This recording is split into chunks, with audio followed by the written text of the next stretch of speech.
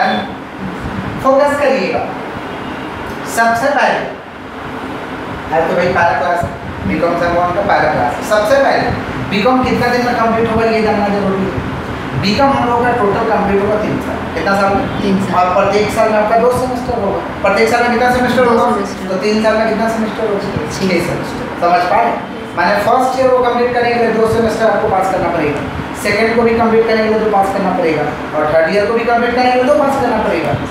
समझ पा रहे? तो टोटल कितना सेमेस्टर होगा? 6। हम लोग तो फर्स्ट ईयर में हैं और शुरू अभी शुरुआत कर रहे हैं, तो स्वाभाविक बात है कौन सा सेमेस्टर रहेगा? सेमेस्टर 1। 6 महीने कंप्लीट हो जाएगा तो क्या आएगा? सेमेस्टर। फिर सेमेस्टर 3, 4, 5, 6 ऐसे नहीं 1 to 1 करके नहीं।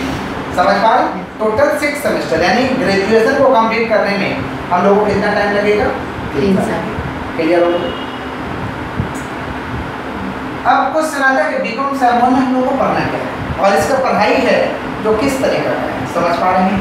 तो इसका पढ़ाई जो सेट किया गया है सीबीसीएस बेस पे किया गया। कौन सा बोलिए?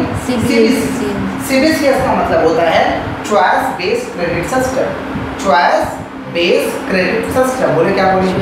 Choice based credit system. बोले क्या बोले हैं? Choice based credit system. आपका पढ़ाई को इसी मेथड से सेट किया गया है। जो हम लोग पढ़ाई कर रहे हैं ग्रेजुएशन का कौन सा मेथड से कर रहे हैं हम लोग? सीबीसीएस। कौन सा बोलिए? सीबीसीएस। बुक परचेज करिएगा ना तो लिखा रहेगा सीबीसीएस। समझ पा रहे हैं? पेपर का कोड वर्ड में लिखा रहेगा सीबीसीएस। तो चॉइस बेस्ड क्रेडिट सिस्टम। बोले क्या बोले? Choice based credit system. Clear?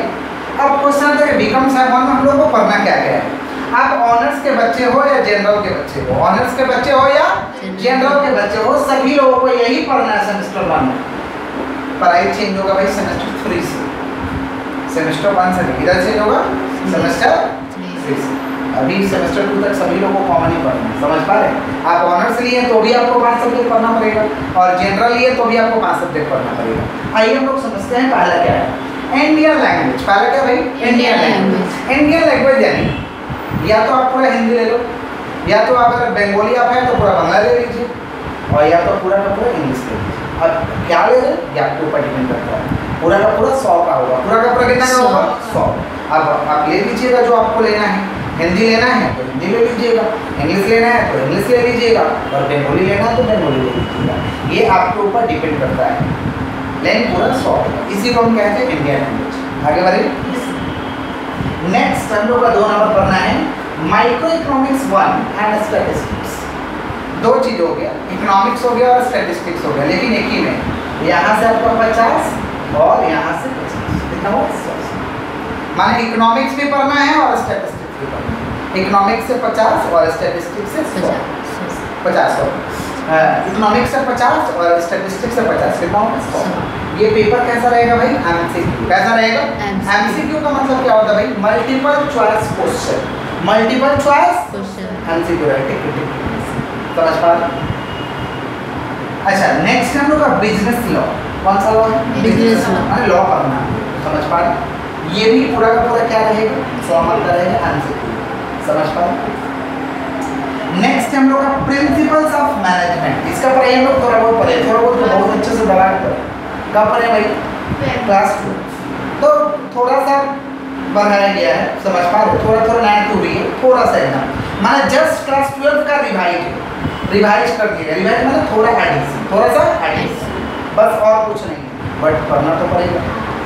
ये भी आपका आंसर माने फर्स्ट 3 तो आपका एमसीक्यू ही पेपर है। समझ पा रहे? एमसीक्यू कैसे सॉल्व करेंगे आप क्वेश्चन आते हैं, बस समझेंगे। आज के इस वीडियो में आपको समझेंगे कि एमसीक्यू को भी कैसे सॉल्व किया जाता है। समझ पा रहे? और जो लोग भी वीडियो देखकर अंत तक देखिएगा बहुत कुछ सीखेंगे। चैप्टर 5 क्या है? 5वां नंबर में क्या है? Financial accounting 1। बोले क्या बोले? Financial accounting 1। पूरा का पूरा क्या रहने वाला है? Non MCQ. नॉन एमसीक्यू माने क्वेश्चन दिए रहेंगे, आपको सॉल्यूशन करना है। प्रैक्टिकल। नॉन एमसीक्यू माने प्रैक्टिकल। समझ पा रहे हैं? क्लियर? एक बुक ले लीजिएगा वासुदेव दास का। इसका हम लोग अभी नोट्स नहीं प्रिपेयर किए हैं, इसलिए बुक ले लीजिए। समझ पा रहे? और सबका नोट्स प्रिपेयर है। समझ पा रहे? और किसी का बुक लेने की आवश्यकता नहीं है, लेकिन वासुदेव दास की बुक्स लेने की आवश्यकता है। इसका भी नोट्स लोग चलिए। तो पढ़ना क्या क्या एक बार फटाफट बोल देते हैं। इंडियन लैंग्वेज, कोई भी हिंदी, इंग्लिश, बंगाली कुछ भी ले लीजिए। Micro economics 1 and statistics, micro economics 1 and statistics. और क्या? Business law. कौन सा बोलिए? Business law. Principles of management. और क्या है? Financial accounting 1।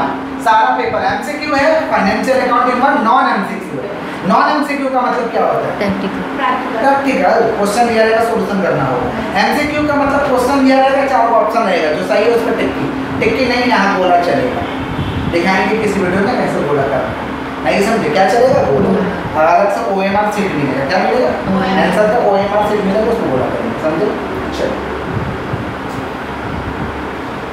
आज के इस वीडियो में हम लोग डिस्कस करेंगे भाई, आज के क्लास में डिस्कस करेंगे कि माइक्रो इकोनॉमिक्स 1 में हमको क्या पढ़ना है, माइक्रो इकोनॉमिक्स 1 में क्या पढ़ना है और स्टैटिस्टिक्स में क्या पढ़ना है। समझ पा रहे? ये तो भाई आपको खुद से पढ़ना है, इसलिए उसका बात नहीं कर रहे हैं।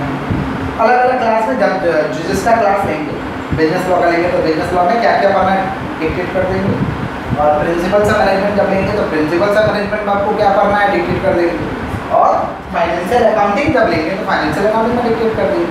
समझ रहे? बट आज की क्लास में हम लोग क्या डिक्टेट करने वाले हैं कि माइक्रो इकोनॉमिक्स 1 में क्या पढ़ना है। माइक्रो इकोनॉमिक्स 1 में देखा जाए तो यूनिट 3 पढ़ना है, 3 ही चैप्टर पढ़ना है। अगर कहें साधारण भाषा में तो हमको 3 ही चैप्टर पढ़ना है। पहला चैप्टर का नाम है डिमांड एंड कंज्यूमर बिहेवियर। बोले क्या बोले हैं? Demand and consumer behaviour. उसी के अंदर एक छोटा सा पार्ट है इलास्टिसिटी ऑफ डिमांड। तो हम लोग तो ट्वेल्व मारा करते हैं, तो demand and consumer behaviour, elasticity of demand.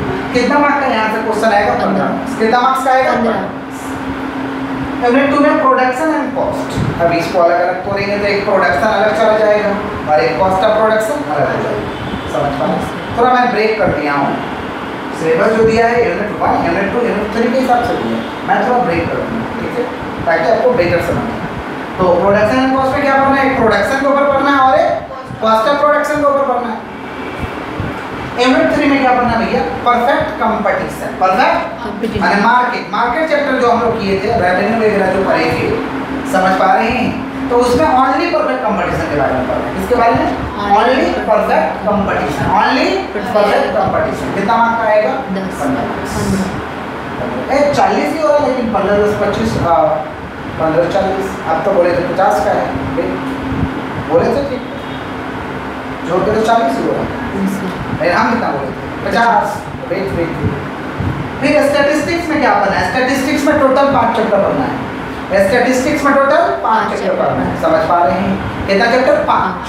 क्या क्या पढ़ना है भाई? पहला चैप्टर का नाम है फंडामेंटल्स। क्या है? फंडामेंटल्स। जो भी रहेगा fundamentals. Measures of central tendency. Second वाला चैप्टर क्या है? Measures of central tendency. पहला क्या है? फंडामेंटल्स। पहला क्या है? फंडामेंटल्स। दूसरा क्या है? Measures of central tendency. Measures of तीसरा क्या हमारा भाई? Measures of dispersion. Measures of dispersion. चौथा क्या हमारा? Moment, skewness and kurtosis. Moment, skewness and kurtosis. Moment, skewness and kurtosis. और पांचवा हम लोग को क्या पढ़ना है? इंटरपोलेशन। क्या पढ़ना है? इंटरपोलेशन। माने कह सकते हैं हम लोग स्टैटिस्टिक्स में कितना चैप्टर पढ़ना है हम लोग को? 5।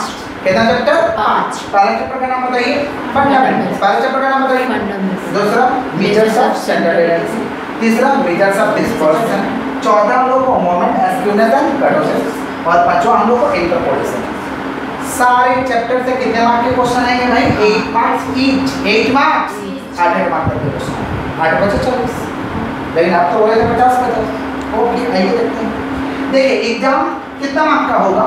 100 मार्क्स। एग्जाम कितना मार्क्स का होगा? लेकिन जमाना 100 पे रहा कि 80 पे शिफ्ट हो गया है। 80 जमाना किधर शिफ्ट हो गया? 80। 20 मार्क्स किधर? प्रोजेक्ट इधर नहीं होता है, इधर होता है इंटरनल असेसमेंट। इधर क्या होता है? Internal assessment. माने 100 का एग्जाम होगा, 20 मार्क्स का प्रोजेक्ट नहीं, क्या है? Internal assessment. इंटरनल क्या होता है? Internal assessment. आइए समझते हैं इंटरनल असेसमेंट क्या होता है, ये समझते हैं। इंटरनल असेसमेंट का मतलब होता है 10 मार्क्स का एग्जाम होगा, एक बीच में एग्जाम होगा, नहीं समझे? जैसे स्कूल में सेंटा पुंटा नहीं होता था, वैसे ही एमसीक्यू टाइप का एग्जाम होगा 10 मार्क्स का, और 10 मार्क्स अटेंडेंस पे। 10 मार्क्स 10 मार्क्स का एग्जाम हो जाएगा, जो कि आपका कॉलेज कंडक्ट कराएगा पेपर बना के, और 10 मार्क्स का अटेंडेंस। इसी को कहते हैं इंटरनल असेसमेंट। इसी को क्या कहते हैं? Internal assessment. 100 में से 20 हटा दीजिए, बचा कितना है? तो 80 का एग्जाम होगा, तो इकोनॉमिक्स 40 और स्टैटिस्टिक्स 40। इसलिए हम क्या समझ गए हैं? तो हम लोग को माइक्रो इकोनॉमिक्स 1 और स्टैटिस्टिक्स में यही पढ़ना है। क्लियर है? जैसे जैसे हम लोग क्लास करेंगे वैसे वैसे सारे हम लोग सब्जेक्ट का एक एक करके डिस्कस कर लेंगे कि हमें पढ़ना क्या क्या है। समझ पा रहे? फोकस करिएगा। हम लोग क्या बोले थे भाई कि एमसीक्यू कैसे करना है। देखिए एमसीक्यू का टोटल समझ पा रहे? 4 ही कंसेप्ट है। कितना मतलब 4 स्टेप को फॉलो करेंगे एमसीक्यू जबरदस्त हो जाएगा। 4 स्टेप को फॉलो करेंगे एमसीक्यू आपका जबरदस्त हो जाएगा, और 4 स्टेप नहीं फॉलो करेंगे तो एमसीक्यू में हमेशा डाउट रहेगा। क्या है वो 4 स्टेप, आइए करके देखते हैं। पहले तो चैप्टर जो भी आप पढ़ रहे हैं उसको अच्छे से अंडरस्टैंड करें, अच्छे से एकदम समझना है, दिमाग में बैठा लेना है। जो भी आप चैप्टर कर रहे हैं उसे अच्छे से समझना है, एकदम दिमाग में सेव कर लेना है। पहले समझना जरूरी है। एमसीक्यू क्या है? एमसीक्यू तो एमसीक्यू खाली करोगे नहीं, जो भी आप चैप्टर का एमसीक्यू करने जा रहे हैं या जो भी सब्जेक्ट का एमसीक्यू करने जा रहे हैं उसको पहले अच्छे से एकदम समझ लीजिए, अच्छे से एकदम समझ लीजिए, दिमाग में बैठा लीजिए। क्लियर? स्टेप 2 उसको अगेन एंड अगेन रिवाइज करें। रिवाइज करने से क्या होगा, ये आपको अंडरस्टैंड किया हुआ चीज़ ज़्यादा दिन तक आपके मेमोरी में रहेगा। कुछ चीज़ को तो आपको दिमाग में भी रखना है ना, तो उसके लिए क्या करना होगा, रिवाइज करना होगा। रिवाइज करो, अंडरस्टैंड पहले अच्छे से समझ लीजिए, फिर उसको हम रिवाइज करते हैं। क्या करो, रिवाइज। एक बार बोल दो, रिवाइज, अंडरस्टैंड, रिवाइज। और तीसरा हम लोग का प्रैक्टिस। तीसरा क्या हम लोग का? प्रैक्टिस। और चौथा भी क्या हम लोग का? Practice, practice, practice, practice, practice. क्या है भैया प्रैक्टिस? पहले प्रैक्टिस करना है कि जो बुक में आपको जो बुक मिला है, बुक में जो एमसीक्यू दिए हुए हैं उसको प्रैक्टिस कर लीजिए। उसको क्या कर लीजिए? प्रैक्टिस कर लीजिए। और हमेशा एमसीक्यू को प्रैक्टिस करते समय क्वेश्चन को ध्यानपूर्वक पढ़ना है, और क्वेश्चन में देखना है कि आपसे पूछा क्या है। क्वेश्चन आपको देखना है कि आपसे पूछा क्या है, इस पे फोकस करना। लिखिएगा लंबा चौड़ा इसको, लेकिन आपको फोकस करना है कि हमसे पूछा क्या गया है। समझ पा रहे? तो क्वेश्चन को ध्यान से पढ़ना है, एकदम ध्यान को फाइंड आउट करना है कि हमसे एक्चुअल में पूछा क्या गया, समझेंगे उसको। समझ पा रहे? और फिर उसको प्रैक्टिस कर लेंगे। बुक वाला प्रैक्टिस कर लिए, बुक वाला प्रैक्टिस कर लिए तो फिर क्या भाई, प्रैक्टिस ही। बुक वाला प्रैक्टिस कर लिया, सारा हो गया, अंडरस्टैंड भी हो गया, रिवाइज भी हो गया, प्रैक्टिस भी हो गया। तो जो ईयर वाइज क्वेश्चन आए हुए हैं उसको प्रैक्टिस कर लीजिए। जो सैंपल, शिव ने सैंपल भी निकाला है, सैंपल होता है कि भाई ऐसे ऐसे मैं प्रश्न को पूछूंगा, तो सैंपल को आप निकाल करके प्रैक्टिस कर लीजिए। समझ पा रहे? ईयर वाइज क्वेश्चन को प्रैक्टिस कर लीजिए और सैंपल को निकाल करके प्रैक्टिस कर लीजिए। ये भी हो गया। तो थोड़ा गूगल से मदद ले लीजिए, गूगल से उस चैप्टर का निकाल के एमसीक्यू प्रैक्टिस कर लीजिए। गूगल में बहुत सारा एमसीक्यू, समझ रहे? जबरदस्त लेवल का आपका एमसीक्यू हो जाए। समझ गए? तो क्या करना है एमसीक्यू सॉल्व करने का प्रक्रिया क्या? पहले जो भी चीज़ का एमसीक्यू करने जा रहे हैं पहले अंडरस्टैंड, उसको भाई revise, understand, revise, understand, revise, फिर प्रैक्टिस।